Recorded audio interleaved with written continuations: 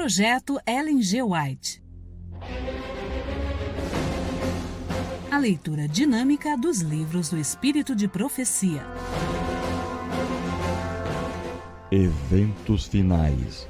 Autora Ellen G. White.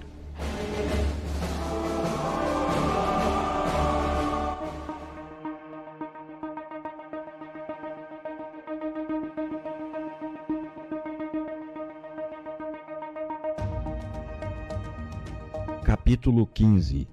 O selo de Deus e a marca da besta. Só duas classes. Só poderá haver duas classes, cada participante assinalado distintamente, ou com o selo do Deus vivo, ou com o sinal da besta ou de sua imagem. No grande conflito entre a fé e a descrença, todo o mundo cristão estará envolvido. Todos tomarão partido. Aparentemente, alguns talvez não se engajem de um lado ou do outro do conflito. Talvez não pareçam tomar partido contra a verdade, mas não se porão audazmente em campo a favor de Cristo, com receio de perder propriedades ou sofrer opróbrio. Todos estes são incluídos entre os inimigos de Cristo. Ao nos aproximarmos do fim do tempo, a distinção entre os filhos da luz e os filhos das trevas será cada vez mais clara. Eles estarão cada vez mais em desacordo. Essa diferença é expressa nas palavras de Cristo: nascer de novo. Criados novamente em Cristo, mortos para o mundo e vivos para Deus. São estas as paredes de separação que dividem o celestial do terreno e descrevem a diferença entre os que pertencem ao mundo e os que são escolhidos do meio dele, os quais são eleitos e preciosos à vista de Deus. Membros da família são separados. Os que têm sido membros da mesma família são separados. Sobre os justos é colocado um sinal. Eles serão meus, diz o Senhor dos Exércitos. Naquele dia que farei, serão para mim particular tesouro. Poupá-los-ei como um homem poupa o seu filho que o serve. Malaquias capítulo 3, versículo 17.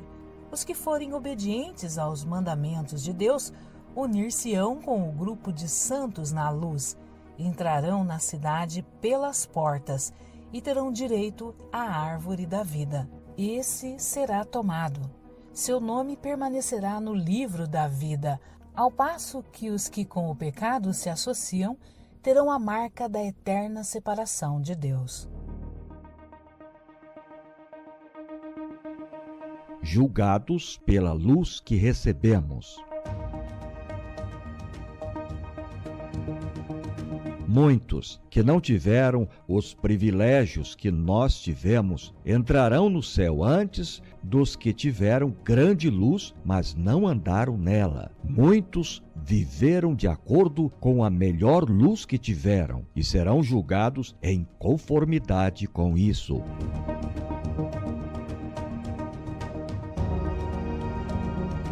Todos terão de esperar pelo tempo designado até que as advertências tenham ido a todas as partes do mundo, até que suficiente luz e evidências tenham sido dadas a cada pessoa. Alguns terão menos luz do que outros, mas cada um será julgado de acordo com a luz recebida.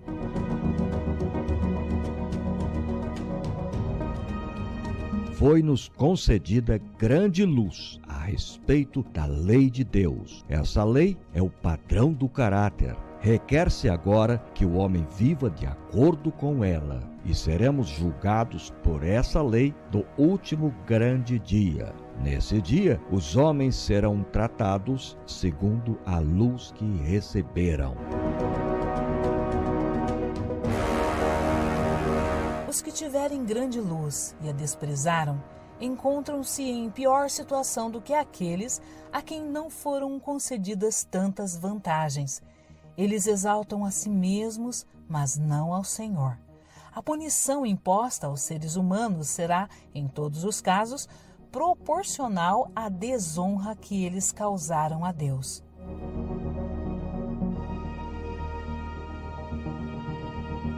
Cada qual receberá esclarecimento bastante para fazer inteligentemente a sua decisão. Não há desculpa para a cegueira voluntária.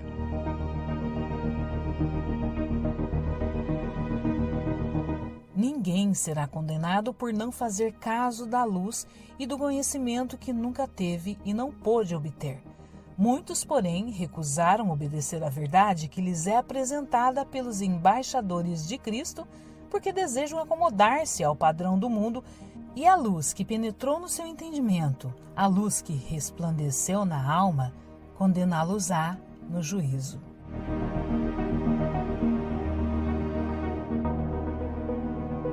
Os que têm a oportunidade de ouvir a verdade, mas não se esforçam para ouvi-la ou compreendê-la, pensando que, se não a ouvirem, não serão responsáveis, serão considerados culpados perante Deus, como se a tivessem ouvido e rejeitado. Não haverá desculpa para os que preferem continuar no erro, quando poderiam compreender o que é verdade. Em seus sofrimentos e morte, Jesus fez expiação por todos os pecados de ignorância, mas não foi tomada nenhuma providência para a cegueira voluntária. Não seremos considerados responsáveis pela luz que não atingiu nossa percepção, mas pela luz a que resistimos e que rejeitamos. Um homem não poderia compreender a verdade que nunca lhe foi apresentada e não pode, portanto, ser condenado pela luz que nunca teve.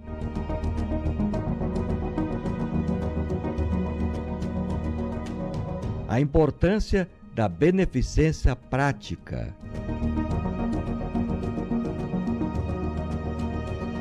As decisões do último dia recaem sobre nossa beneficência prática.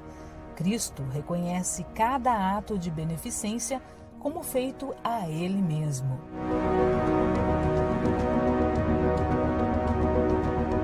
Quando as nações se reunirem diante dele, não haverá senão duas classes, e seu destino eterno será determinado pelo que houverem feito ou negligenciado fazer por ele na pessoa dos pobres e sofredores. Há entre os gentios almas que servem a Deus ignorantemente, a quem a luz nunca foi levada por instrumentos humanos. Todavia, não perecerão. Conquanto ignorantes da lei escrita de Deus, ouviram sua voz a falar-lhes por meio da natureza e fizeram aquilo que a luz requeria. Suas obras testificam que o Espírito Santo lhes tocou o coração e são reconhecidos como filhos de Deus. Quão surpreendidos e jubilosos ficarão os humildes dentre as nações e dentre os pagãos de ouvir dos lábios do Salvador: quando o fizestes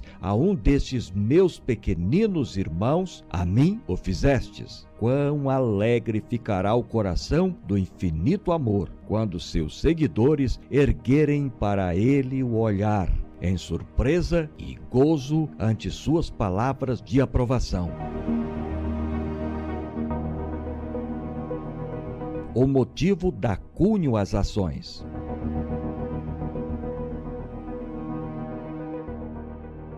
No dia do juízo, alguns apresentarão esta ou aquela boa ação como pretexto para receberem consideração.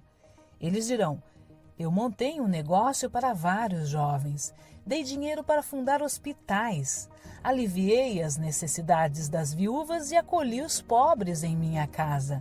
Sim, mas os seus motivos estavam tão contaminados pelo egoísmo que a ação não era agradável à vista do Senhor. Em tudo o que fizeram, o próprio eu foi realçado consideravelmente.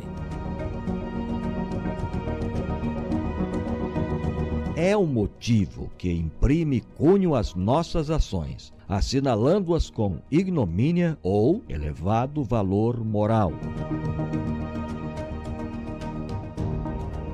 O que é o selo de Deus?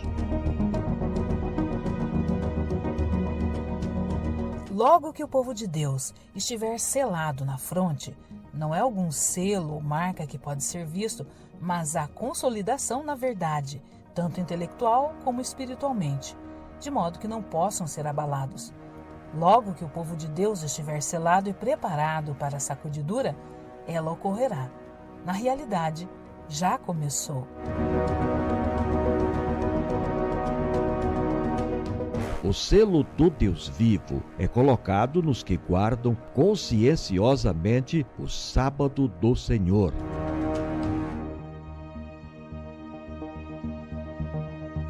Os que querem ter o selo de Deus na testa precisam guardar o sábado do 4º mandamento.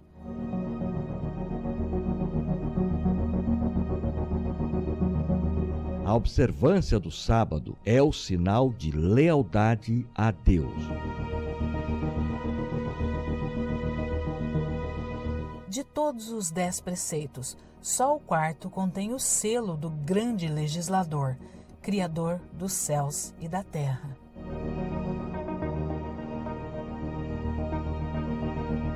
A observância do memorial do Senhor, o sábado, instituído no Éden, o sábado do 7º dia, é a prova de nossa lealdade a Deus.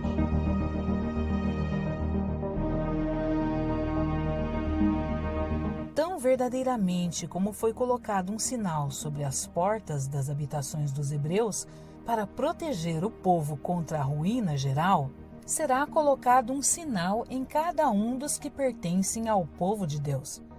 O Senhor declara: também lhes dei os meus sábados para servirem de sinal entre mim e eles, para que soubessem que eu sou o Senhor que os santifica. Semelhança com Cristo no caráter. O selo do Deus vivo só será colocado nos que se assemelham a Cristo no caráter.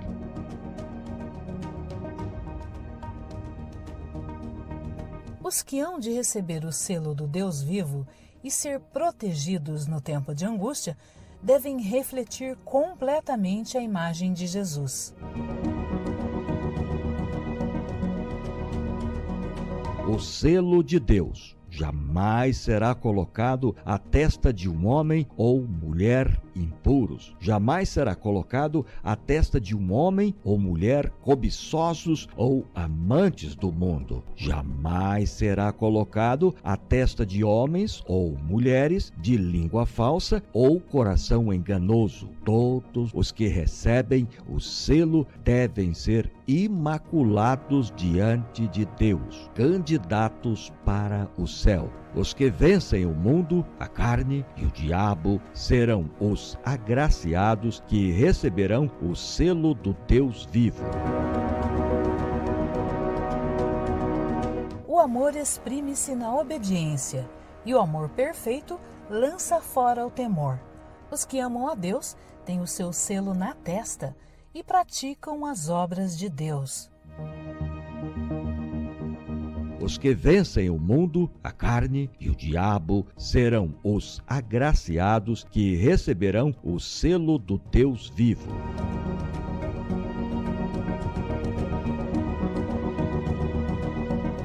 Com todas as faculdades que nos foram dadas por Deus, estamos procurando alcançar a medida da estatura de homens e mulheres em Cristo? Estamos buscando sua plenitude, chegando cada vez mais alto, procurando atingir a perfeição de seu caráter? Quando os servos de Deus chegarem a esse ponto, eles serão selados em suas frontes. O anjo relator declarará: feito está. Eles estarão completos naquele a quem pertencem pela criação e pela redenção. Tempo do selamento agora.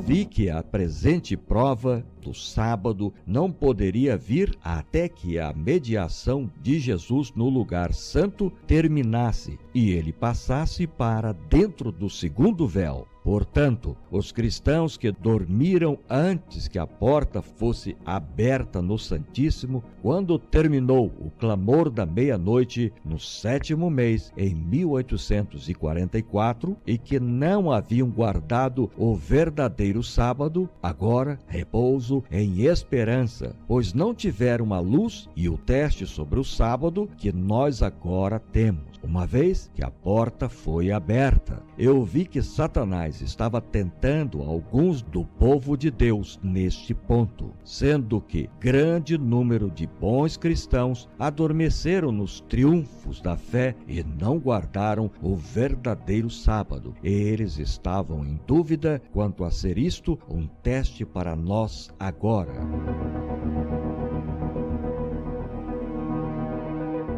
Satanás está agora usando cada artifício neste tempo de selamento a fim de desviar a mente do povo de Deus da verdade presente e levá-la a vacilar.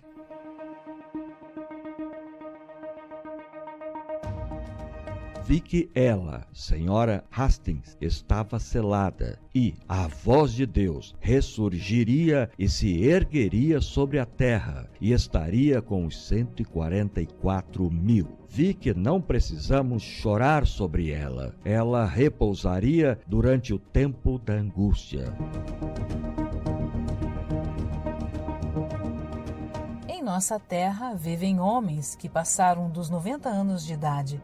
Os resultados naturais da velhice se fazem notar em sua debilidade, mas eles creem em Deus e o Senhor os ama. O selo de Deus está neles e se encontrarão entre aqueles a cujo respeito o Senhor disse: Bem-aventurados os mortos que morrem no Senhor. Oxalá o selo de Deus seja colocado em nós.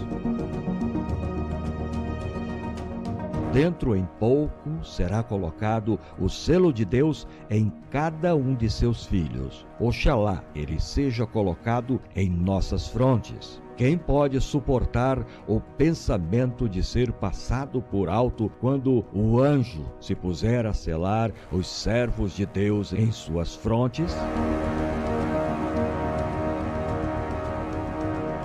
Se os crentes, na verdade, não forem sustidos por sua fé nestes dias relativamente pacíficos, que os deterá quando vier a grande prova e sair o decreto contra todos os que não adorarem a imagem da besta, nem receberem na testa ou nas mãos o sinal?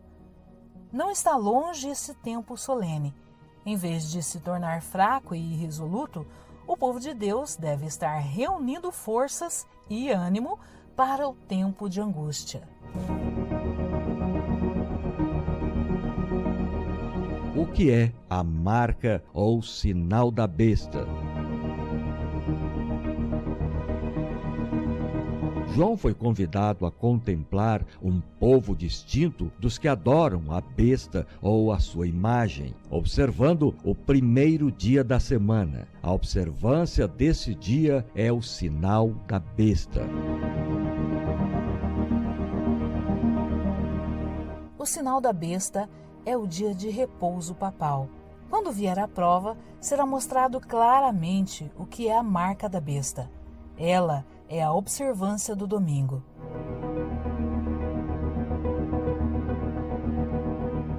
O sinal ou selo de Deus é revelado na observância do sábado do 7º dia. O memorial divino da criação. A marca da besta é o oposto disso, a observância do primeiro dia da semana.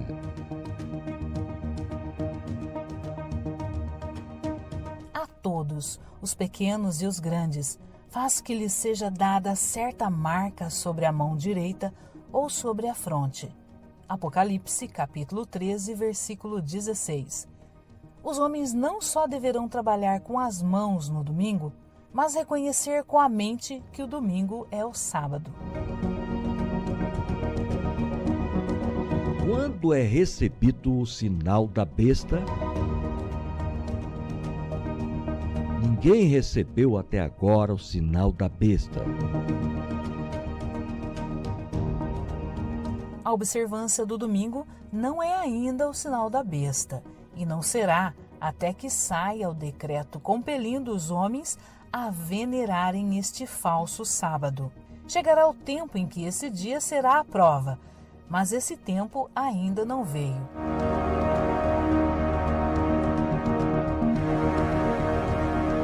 Deus concedeu aos homens o sábado como um sinal entre ele e eles, como uma prova da fidelidade deles, os que, na grande crise que está perante nós, depois que receberem iluminação no tocante à lei de Deus, prosseguem desobedecendo e exaltando as leis humanas acima da de Deus, receberão o sinal da besta.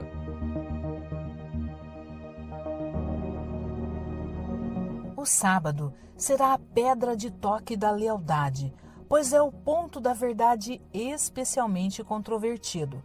Quando sobrevier aos homens a prova final, traçar-se-á a linha divisória entre os que servem a Deus e os que não o servem.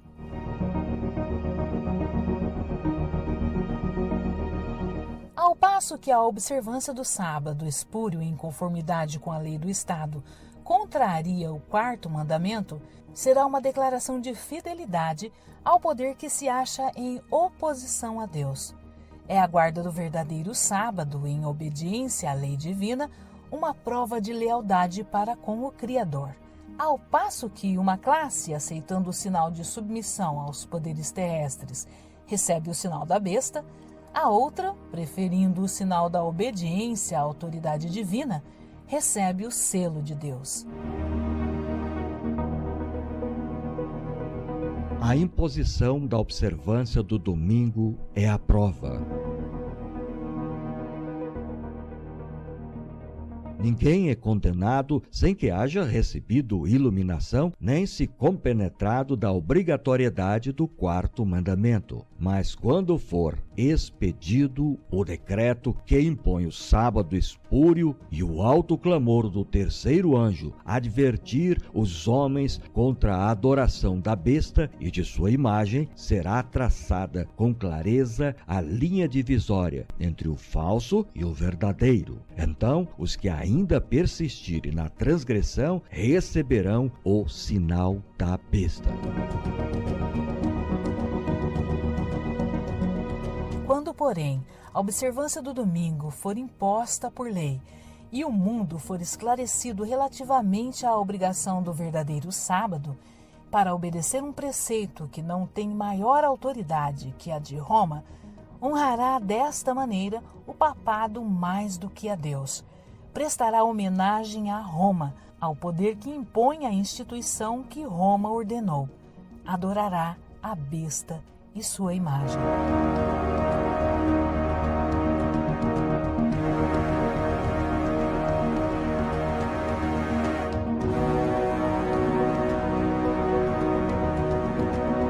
Ao rejeitarem os homens a instituição que Deus declarou ser o sinal da sua autoridade e honrarem seu lugar, a que Roma escolheu como sinal de sua supremacia, aceitarão, de fato, o sinal de fidelidade para com Roma, o sinal da besta. E, somente depois que esta situação esteja assim plenamente exposta perante o povo e que seja levado a optar entre os mandamentos de Deus e os dos homens, é que, então, aqueles que continuarem a transgredir hão de receber o sinal da besta.